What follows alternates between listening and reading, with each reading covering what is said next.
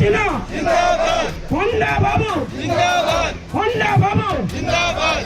లక్ష్యం మా అందరి లక్ష్యం పేదవారి సేవే మా లక్ష్యం।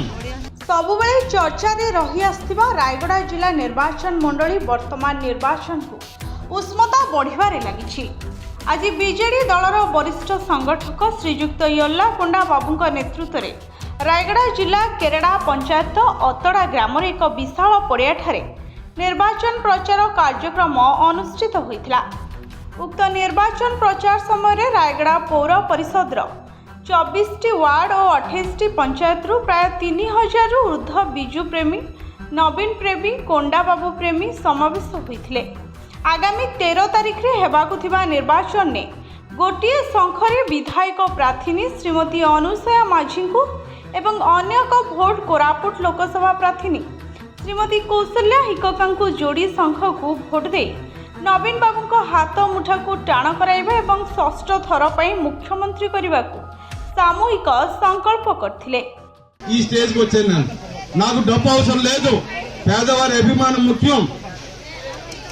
ఆ దీని మీదే నేను ఇంతవరకు ఈ స్టేజ్ లో ఉన్నాను మీరందరూ ఆదరించి ఆశీర్వదించారు కాబట్టి ఈ రోజు కొండబాబు ఇలా నిలబడగలిగాడు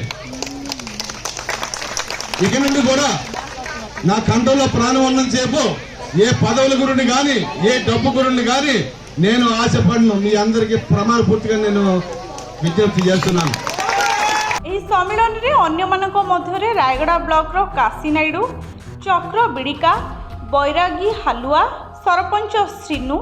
बैरागी हालुआ पूर्वतन सरपंच मोहन बिड़िका पूर्वतन केरेड़ा सरपंच मीनारा पूर्वतन केरेड़ा सरपंच मीनारा और हिमिरिका डिडू कंडागिरी केरेडार वरिष्ठ नेता जी कोटेश्वर राव केरेडार पूर्वतन समिति सदस्य रमेश बाबू रायगड़ार वरिष्ठ आईनजीवी बिरोजा पात्र पृथ्वी राजबाबू छात्र बीजेडीर राज्य संपादक विनायक पले जिला उपसभापति सत्यनारायण पाढ़ी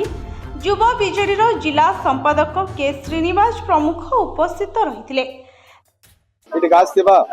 बीजेडी कर्मी नवीन प्रेमी जी सरपंच बने समिति बने हमारे रायगढ़ केतरा काउंसिलर रहे वार्ड समस्त जी आये समस्त को मोर नमस्कार जनावि। आज ये केरड़ा वत्तड़ पकरे 28टा पंचायती 24टा वार्ड जितने आसुंदी समस्या समस्त को मोर धन्यवाद। आज मुख्य कारण हो ये मीटिंग पे असंता 13 तारीख इलेक्शन होची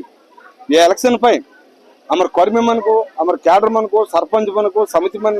नंबर मन को समस्त को हमें अलर्ट कर दे कि जमिति वोटिंग है बीजेडी को ये प्रकार हमको ट्रेनिंग दिया गला। रायगड़ा स्वतंत्र प्रतिनिधि ऋषिकेश साहू को रिपोर्ट ओडिशा न्यूज 27।